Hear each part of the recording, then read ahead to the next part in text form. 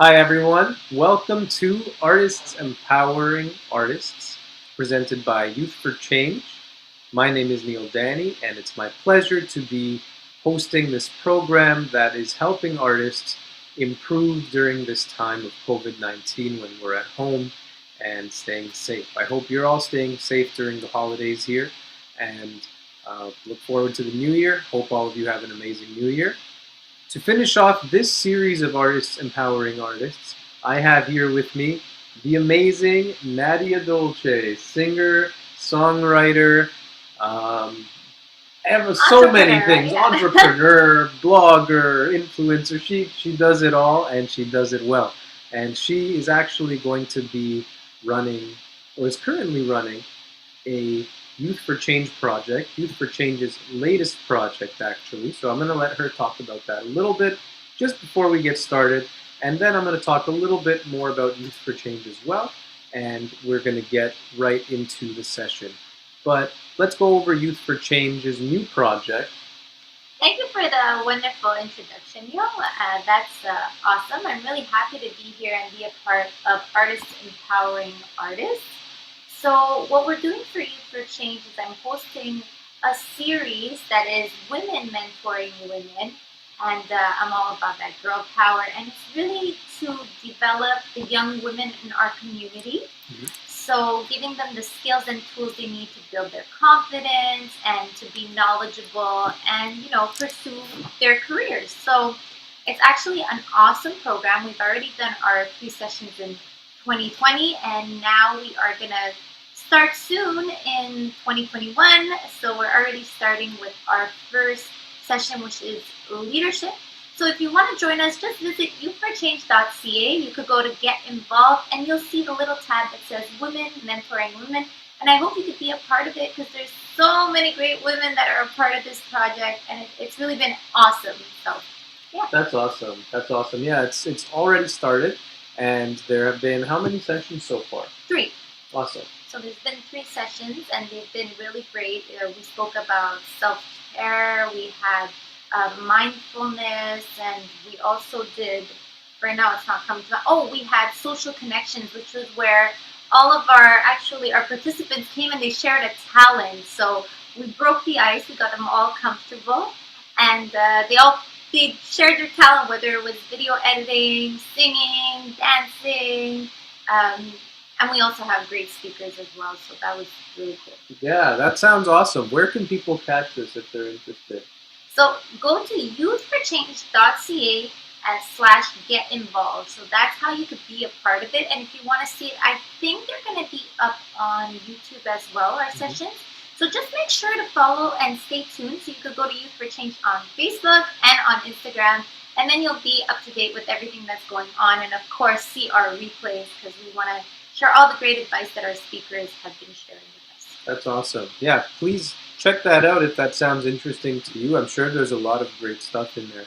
And it's a little more planned and structured than these sessions over here. The Artist Empowering Artist is very spontaneous and casual, just kind of giving you an artist's perspective on some different things that can maybe help you progress along. Before we get into that, however, I do want to just talk a little bit about Youth for Change and introduce the organization for anyone who's new tuning in that doesn't know too much about the organization.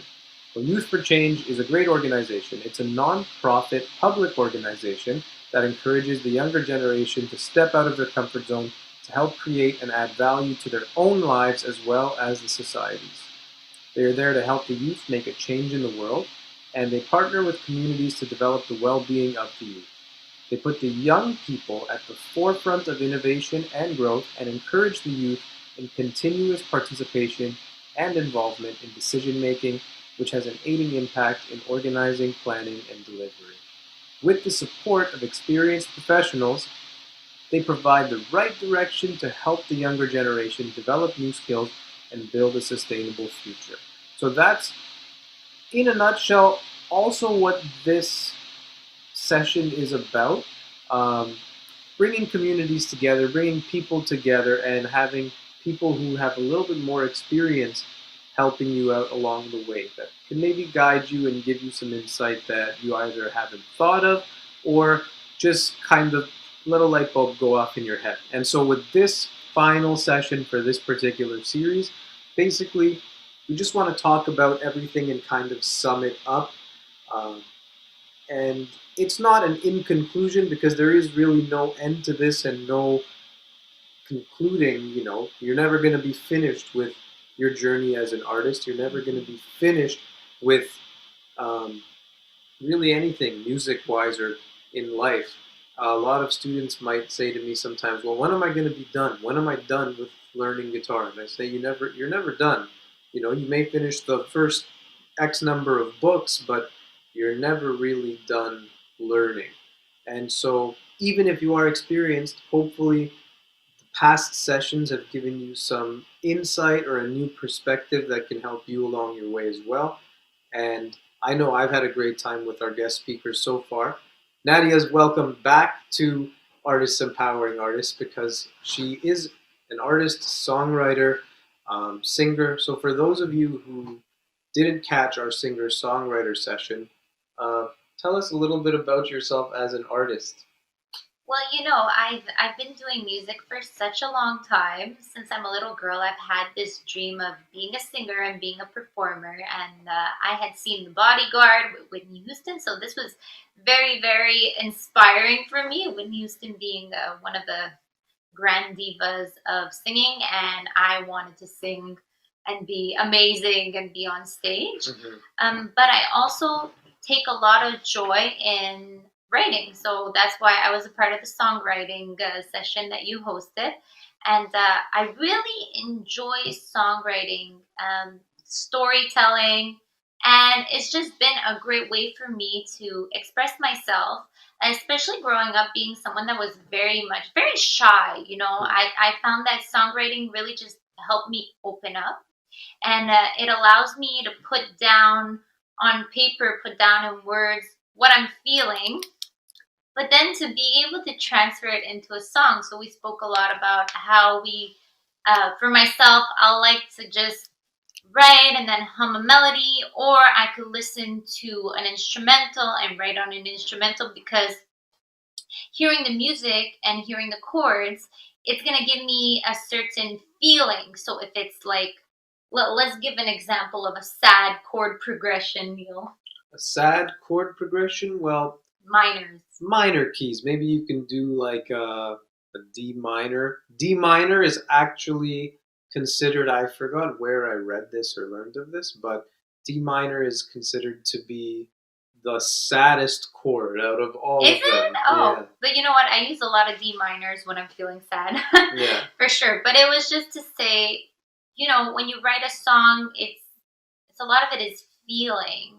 I'm not sure about you when you write what you write about, but I like to write about my feelings and what I'm going through. Yeah, I think that's a lot of people who want to put that personal connection into their songs.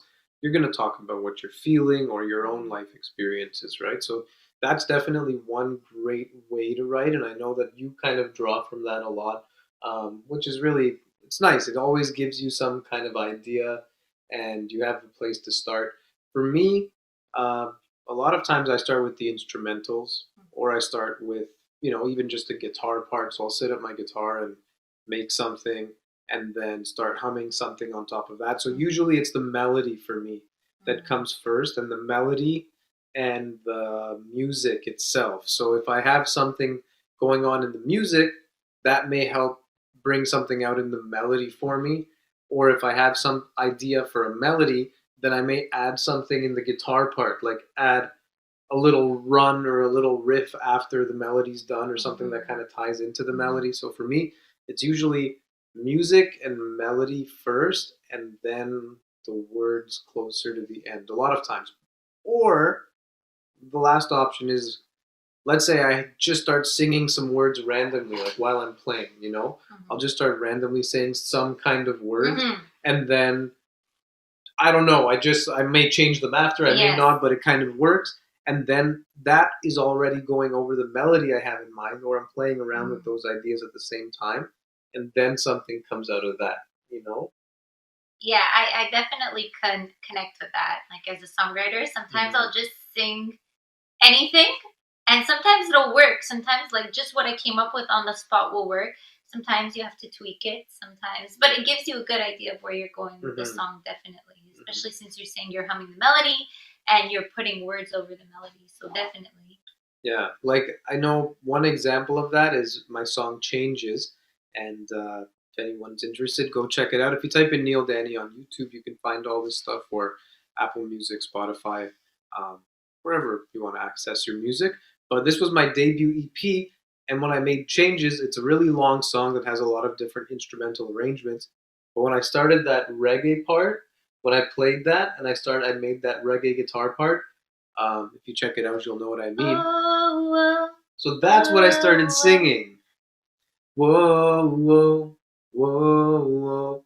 And that actually made it into the song, you know? And that was just something I started singing at that time because I had that melody in my head. And then I fit all the other words, but the words that came more naturally is whoa, whoa, you know I'm trying not to change with the times. So that part happened very naturally, organically, while I was just jamming to it with some of my friends. Actually, we were just playing, and I just came across that, or I think I was playing on my guitar, you know, just working through the song, and that came up to me just really naturally. And then, while I kept on repeating that, I kind of figured out the other words for that part, and that all came together while I was just jamming on the song. The rest of it came after. Yeah, I mean, we hear so many different takes on who feels that a song was written in maybe, I don't know, 20 minutes. They think it was a great song, or then some other people wrote songs over weeks and months, and some brought back songs after years. So there's so many stages to songwriting. In Yeah. my experience, sorry, I don't want to cut No, you no, off. no. In my experience, I've found like I always feel really good about a song when I'm able to put together what would be the word, the core. And even if I didn't have everything put together, but the core came together really quickly, whether it was a chorus, whether it was a verse and chorus, or a hook. So yeah, so I just feel like for myself, if it was catchy and I did it and just put it down, then chances are it was worth pursuing, even if it took a bit more time. Yeah, so that I think is for songwriters one really good point, you know, is we're kind of going to touch up on all the areas, maybe focus a little more on some areas than other ones today, but if you want to focus more on any particular thing, for example, songwriting, DJing, production, musicianship, there are sessions that have been previously done that you can check out if you haven't already. So those will be accessible on Facebook and I believe on YouTube as well very shortly. So go check those out if anything we're talking about today is sparking an interest for you. But in terms of songwriting, I think that's a very good point for songwriters is don't feel pressure that you have to finish this one song right now. You know, you can park it and then come back to it later. Maybe you'll make another part that you realize in the future, oh, this actually goes really well with this other song that I had that I didn't finish. And sometimes you can combine ideas together and then actually get one product that if you didn't sit on it and you just finish it and have it as a song and release it, then you can't really do that. So sometimes don't be shy or don't be afraid of parking a song, giving it some time, and then coming back to it. That's great advice because when we did our songwriting session, I had also mentioned that for myself, if I have an idea, I'm going to want to put in my voice notes in my phone. So I have voice notes from years and years and years ago that I've saved. So I have those all on my Google Drive. So if ever I'm, out of ideas or I want to go back to them, I didn't necessarily produce them or go in the studio or finish them, but I have them, and then I could just go through that pool of little melodies and riffs and lyrics, and that's a great way to save music, I would say. Yeah, I agree. Save ideas. Save ideas, really natural ideas. I think we spoke about this during that session as well, but I just will, if I have ideas, I don't have all my instruments around me. I have my voice, and because I'm also a vocalist, I'll just beatbox or the beat into it. That's what I want. but that's you don't have to, right? I But can't do everybody will have that. their own way of doing it, right? So you'll just hum runs or hum ideas or lyrics, Yeah. but I'll usually, if I have an idea and I have the beat, then I'll just kind of do the beat first. Okay, that's the beat. This is the little melody. I'll hum it. Sometimes it sounds even really funny because it's like an instrument idea I have in my head. So I'll just put down whatever. Don't be afraid because you can go back to it later and then it'll just give you a reference point. Because I'm sure you've had this too, and I've had this too, where you think of an idea when you're doing something randomly, like you're cooking or you're vacuuming. Those are two times that happens for me. And then I'll think of an idea and I'll start humming it or thinking of it in my head, and I'll be like, okay, I'm not going to record it because I'll just remember it. I don't have to record. I'll remember it later. And then you completely forget it, And it's and awful. It's an awful feeling because you actually thought it was so good, yeah, and then you just can't then remember you it. can't remember, and you try so hard, and you're like, oh, this is so awesome. And then I'm like, this is so good that I'm going to remember. How am I going to forget this? But then you completely forget, and then you don't have that as a reference. So just put something down in voice notes, put something down on a recording device. You know, to add to this, I just want to say that this is one of the reasons why I stopped writing. So when I'm in the shower, like many people, I sing in the shower. So I'll write songs in the shower. So I kind of stopped doing this because I would forget after. So Mhm. unless I'm gonna grab my phone after the shower, anyways, you could do whatever you want. I'm just saying, for me, it was just something that sometimes we think we're gonna remember. Mhm. And another thing, like, and I don't know, this could be like people may have their thoughts about this, but they say that if you can't remember something you wrote, it must not have been good enough. I don't know about that. I don't know about that either. So it's just something that some people will say. You know, like my father, he'll tell me, "Well, if you can't remember, it must not have been good enough." But there's many more people than my father that said that. There's Yeah, other yeah. people. It's definitely what is it like It's a a saying? perspective. It's a Yeah, saying, and it's it's popular. something, but it depends on what you do too, right? If you have depends on what kind of industry you're into, but with something creative, you may just randomly have some idea. Something may trigger that idea, or something Mm, may not even trigger it. It just mm, happens. And so if you don't have something to recall it, you can have multiple of those instances in a day. mm-hmm. So then you can't retrace all of those things. So if No. you have some kind of reference point, it's going to probably give you just a lot more ideas, a lot more like more starting points so that you can go and push things a little further, have an idea, set it, you can park it for a while, maybe do something else similarly, and then you have more ideas, Yeah, put them together. exactly. That, and you know what? And we're so lucky in today's day and age that we have access to phones who actually have recorders on them. Because I remember back in the day, we had to actually take a little tape recorder. Did you ever? I used to Do you do have that. that? So we used to tape record. So for the younger generation listening, you guys are set because you don't need to go through that, and it's so easy to just put it in your phone. And if you don't like what you recorded, just delete it. Mhm. Yeah. Yeah, it's really convenient. So highly recommend that. Even things like for demos and songs, we were talking about this in the producer edition, uh, and sometimes you think, oh, I need the best equipment to record something. Sometimes your phone works fine. So if you have a demo you want to submit, or ideally you want to get it professionally recorded. That is ideal. But let's say you're going to record something and just send it off to potentially collaborate with someone or potentially work on something together. Don't think you have to go all out and get the best gear or go and get studio time, which right now, depending on where you live, is still available. You can access studios. So if it's something that is really um, something that you think is something big or something that is really worthwhile for you, then I would go ahead and kind of go all the way with it, depending on what scale you're doing something on. But if it's something as putting an idea down, sending something to someone to potentially collaborate with, putting down a guitar part, maybe putting down a routine, like a DJ routine, like how you're going to do your transition in one spot. Um, Although when you're using DJ software, you can just record that, so you're going to have that reference anyway. But recording yourself is going to be a really good way to get all these things down. So don't be afraid of not having it be the best quality, not having it be perfect. I think it's more important that you do it and keep those references than focus on it being great. Definitely. And something to add to that is you mentioned a key word that's very important. It's called demo because it is a demonstration. It's not meant to be the final product. That's what a demo is.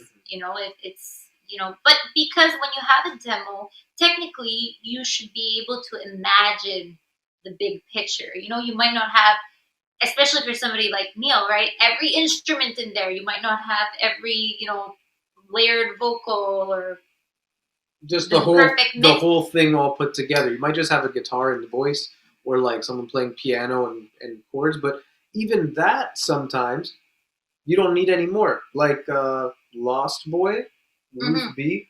It sounds like not in a bad way, but that could potentially sound to someone like a demo because Yes. it's just piano and voice, but it doesn't need anything more, and it's No, perfect, and it did a great job. It did, I it did was on the chart. amazing. So you don't necessarily need to go all out. I personally like to go all out. That's just, I guess, my style, and that just ends up happening.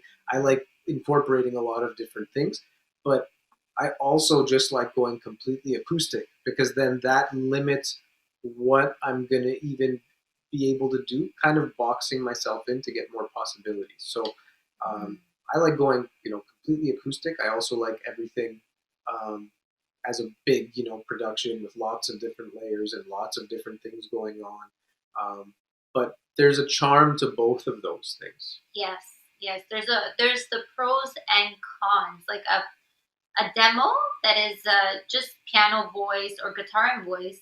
Like you said, it could be so powerful. That's why Lost Boy, like you mentioned, did so amazing because people were not connecting necessarily with the whole arrangement, but they were really focused on the emotion of the song and what she was And I bringing, think the the story, storytelling. Exactly. yeah, and Exactly. because there's not a lot going on, it really lets you focus on the Mhm. story, on the words, and there's nothing else to really get in the way of that. There's no huge, drum fills and all this stuff going on that's gonna really take you away from that story, which is like the main Mhm. thing. And I think I saw an interview that Ruth B was in at one Oh, point, and she said, my main thing is I like storytelling, and you can hear that in the song. And because the definitely. storytelling is so strong, you don't need all these other things encompassing it necessarily. It doesn't mean that if you don't have a strong story that you need all those things, or that if you don't have those things, then if you have all those things, then your story can't be strong or your lyrics can be weak. It doesn't mean any of that. Every case is different, but you also want to take what your strength is and apply that to you and apply that to your music. So if your strength is storytelling, that's great. You can focus on those lyrics and just have, four chords can carry through a really good story. You just said something super interesting because in this industry, you may feel like, you know, especially like somebody like you could do everything because Neel is a multi instrumentalist Yes. and he's a producer. He's able to do so many different genres of Not music. everything. Yeah, but so many. Yeah. Okay, but like a lot. So Thanks. the reason why I'm saying it is because there's no right genre. You don't have to be in a genre to be successful. Just because popular music is popular, it does not mean that that is the right genre for you. Mhm. Know that as an artist, you have to find your voice, your style, and that's how you're going to connect with your audience. I think this is really something important to share because too often people want to follow the trend. Trends are great to get noticed, but you also want to stay true to your music. So it's important to find your path and go with that one because there's no point in trying to do, dance music if you like being really, really sad, like, or writing like storytelling, like the audience won't necessarily connect with both. So I think it's a good thing to find, go for what represents you and pursue that because Yeah. that's true to who you are. And just to kind of take it over to the producer world for a second, if that, like what Nadia mentioned, is actually all very important, and those things about, try to find what your brand is as an artist, right? Try to find what your sound is as an artist. So you may not necessarily want to just jump on every single trend and then do things that are completely polar opposites, because then people are not going to know what your vibe is, and that's going to be a hard thing for you to sell. However, if you want to do a lot of different things, the producer world might be the place for you, because it invites that a little bit more. Although in this day and age, it's a little bit more specific. Like you might be a hip hop producer, or you might be a Right. dance producer, but there are still a lot of people that cross over, and there is a lot of crossover happening with pop. So you might be an EDM person more at one point, like Calvin Harris, who's now kind of really gone a little bit more of like a funky, chill, kind of dreamy ambient route. I feel in a lot of his songs, and there's a little bit more like just instrumentation happening.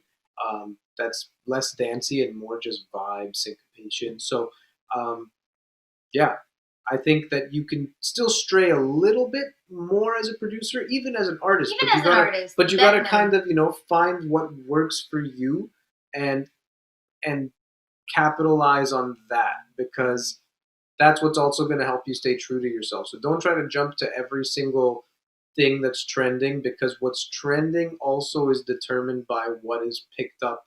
So, people are bringing back that whole 80s thing a few months ago with Dua Lipa and The Mhm. Weeknd.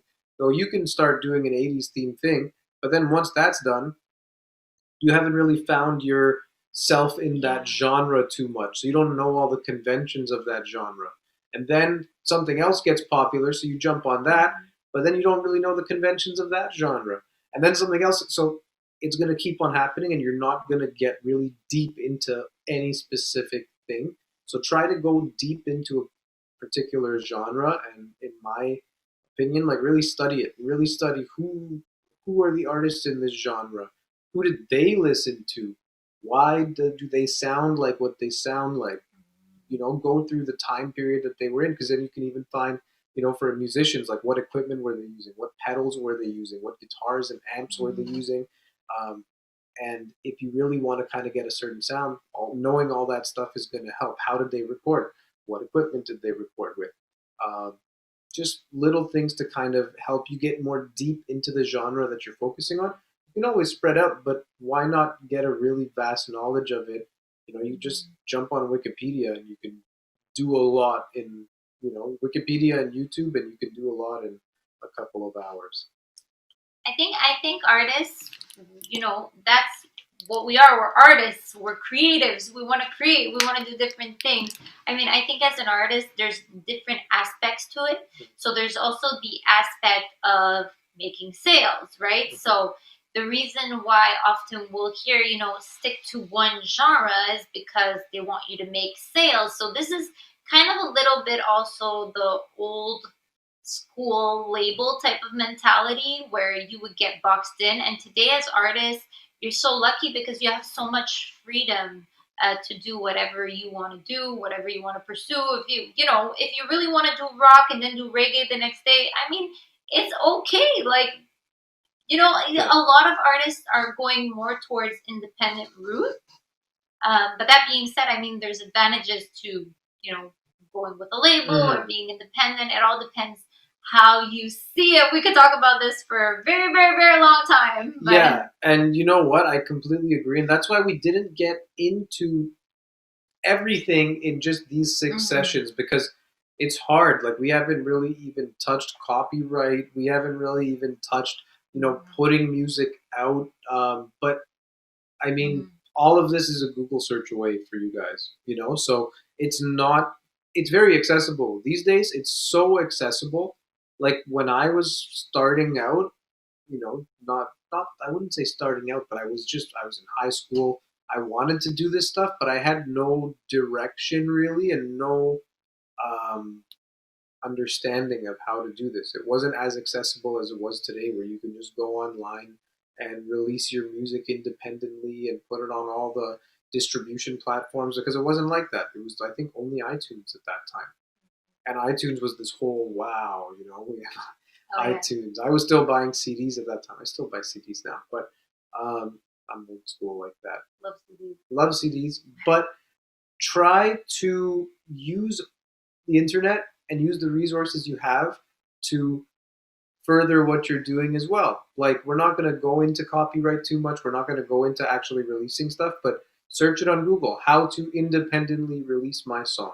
You know, how to, Yes, that's all you got definitely. to do. And you'll find so much stuff.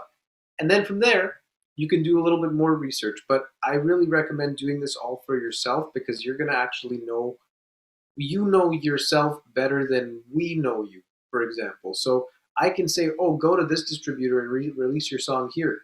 But every company does things a little bit differently. So if you do these Google searches yourself and you do the research yourself, it may take a little bit more time, but you're going to probably get a better end result because you know exactly what's going on. If you don't want to do this stuff, I would recommend, finding an agent, finding a manager, finding a Mm. team. It's going to be a little bit more expensive, but if you know that you can't do this stuff, and not that you can't, but you don't have, the desire to do this stuff, and that's going to prohibit you from doing the creative things that you want to do, um, you know, You try know, to find a team. you But know what? I just want to say, in the music industry has changed so much. As of like 10, even we look at 10 years ago, mhm, and I just want to say that it always seems impossible until it's done. Nelson Mandela. And I just want to say that I am somebody that bars. I hate doing research. I hate looking for stuff. But I did learn how to release my own music. And why did I do that? Because I did not want to be dependent of anyone. Mhm. I didn't want to sacrifice what I wanted my music to sound like. I wanted to know how contracts work. I wanted to know how songwriting splits work. So I attended a lot of, association seminars, and I did a lot of research online. I consulted with lawyers. I've done a lot of this stuff to make sure that moving forward, I had the right knowledge and tools to be able to do it myself. And I think that is something, you have the option. So, like Neil Mhm. said, you could get someone to do it for you, or you could just do it yourself. It does take time, though. It's not going to be instant. There's a lot of digging, there's a lot of stuff to do. So, maybe in the new year, Neil will be showing how to, you know, do it online, how to release your own song. I guess it's something to consider. Yeah, in future sessions, this may be something that we talk about. It's just not something that we touched on now because it actually takes more than six sessions, just to go through the Of basics, course. the very beginning, because it is a very dense thing, and it's something that's completely different than some people may be wanting to get into when they're starting out, right? So you may be a little more experienced in this session and getting some tips or perspectives that you hadn't gotten before, but this is also designed for people who may be at an earlier stage. Hmm. So if you don't know too much and you're just really trying to get into it and really try to, hone your skills and just make music and have fun Hmm. and pursue your passion, then I didn't want to get you guys into all that It's a lot. stuff right away because I know for myself, let's say when I was, 17 and I started playing gigs professionally, 16, I would say I was like 15, 17. Um, I started playing gigs professionally as a session musician and started doing like, some cooler gigs that I was really excited to play. But even up until that point, I was purely just playing, and even after that point, when I was studying in university, I was just playing because I wanted to get better, grow my skill set, and just because I loved playing and jamming. So I would do that a lot without really thinking about, oh, I want to release this, I want to do this, I want to do that. I was just playing purely for the sake of playing. Um, That's the best. That's the best kind of playing is yeah. when you actually love what you're doing and you're enjoying yourself. Because when you're not enjoying it and you're trying to create songs to please a market or something like that, it takes the fun out of it. However, For like you said, some people really, it yeah. depends on who you are. Like if you're a very marketing savvy person who happens to also like making music, then you might be like, okay, I'm going to do this genre and, be very tactical about it. I'm going to make these kind of songs to cater to this kind of market. That works too, but it depends on what works for you, right? And what you want to do. Sometimes you can be more of a marketing person and less of a musician and still be making music and selling it, and Very doing it true. and doing it well. So I'm my tribe is the musicians, is the music makers, and So sometimes, for me, kind of getting started with the other stuff was a little bit tough because it kind of took away that almost like an innocence, where I was just doing it because I loved it. That was it, and that was all that mattered. And there was no worrying about selling stuff or trying to get people to listen to my stuff or making songs or releasing songs or making, doing the distribution of it or making the album cover or making merchandise or getting the CDs printed. Like there's so many different things that were involved with it, but I was just doing it because I loved it. So none of those things really were even a factor for me. And I sometimes wish, like, oh man, I wish I got into this stuff earlier because then I could have done this and that. But at the same time, I really cherish those times because that was almost like this, um, I don't know, like this perfect time, right? It didn't matter about anything else except making the music. And so if you guys are at that place, I would Enjoy it. enjoy it. Yeah, just have a blast, have fun. You know, right now, yeah, it's gonna be hard to jam with your friends, but go on Zoom calls and play for each other and Yeah. show each other different music and be like, "Yo, I know this song. Did you guys hear this?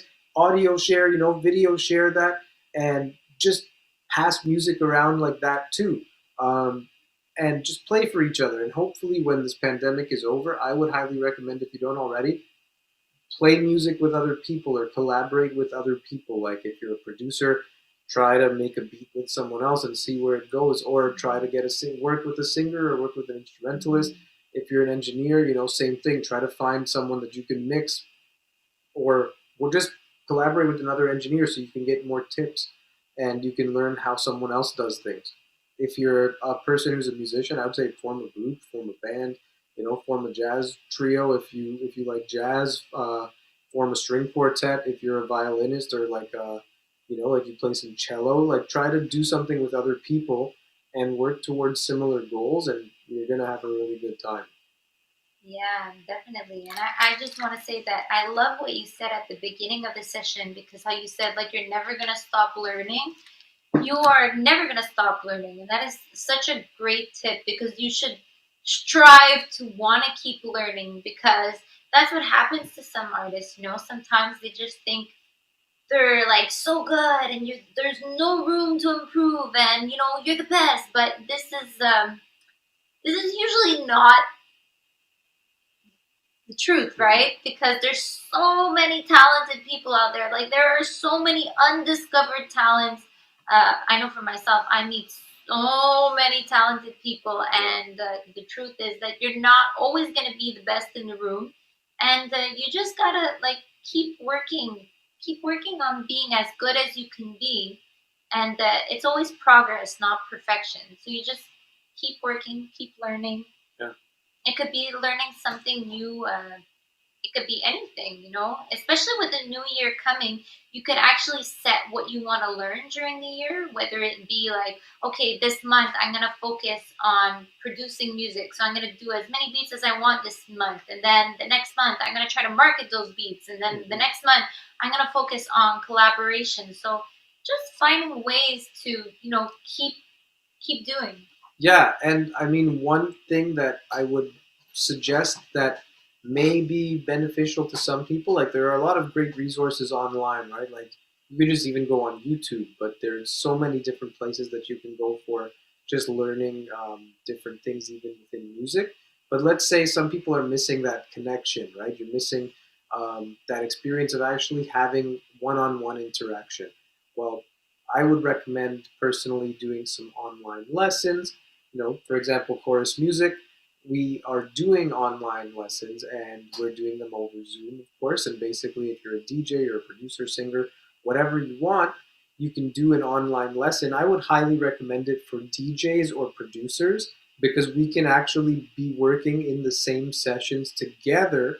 And it's kind of like having a coach or a personal trainer that when you feel that, sense of responsibility and obligation now that you have to do it because someone's keeping you on your toes, it may help you get more productive. So also look Definitely. into the aspect of, just resources like going on YouTube and you say, okay, I'm going to go on YouTube and learn something new every day.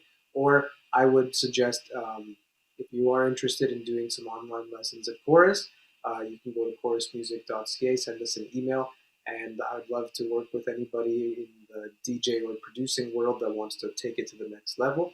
And You'll be it's in going good to be hands. good. You'll It'll be be in great fun. hands. You'll So, have lots of fun.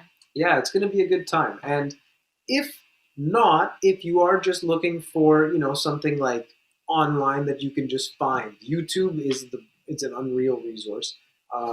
If you Definitely. are looking for something that's kind of like a course, you can find stuff on like Udemy or Oh yeah. Masterclass, and Masterclass is actually really cool. That might not be for people who are just in the beginning stages, but you can learn from some of the greatest in the world. So I was actually, even for myself, I wanted to pick up Masterclass because you can learn like film scoring from Hans Zimmer, and Deadmau5 is teaching some stuff. It's just really cool. So that is another option as well. Those are a little bit more pricey, I believe. Yes. Uh, Well, it's more of a subscription it's base, a subscription. but you could just do whatever makes you feel comfortable at this time being, and then you could always check out both Udemy, Masterclass, and Mhm. there's so many other platforms out there. So there's great resources, and they're just a fingertip away. That's right. So try to learn something new or take your existing skill set to a higher level would be something that we could recommend for everybody, especially during this pandemic when you might not be as active, like you might not be playing shows as much, right? You might not be um, recording as much or making new music as much or jamming and collaborating as much. Take this time to hone your skills. Take this time to learn something new or learn something a little bit more in depth so that when all this is over, you can kind of come back with a bang. And Like that. yeah, and that'll be another piece of advice that we would highly recommend. I think that's for the most part pretty much it. I mean, we talked about for singers and songwriters, and this kind of applies to everyone, is work on your skill set, do it because you love it, and do it because you're passionate about it. And the more you do, the more you will learn. I think that's been a central theme here. So don't worry about what you have, what you don't have, the resources. Just do it. If you can only record yourself on an iPhone, that's great. That's more than we had 15 years ago. You have so many resources right now that use the internet as your oyster, I would say. Basically, like, search things on Google, go on YouTube, go on whatever platform software you use to produce your beats more. Go on GarageBand and record yourself.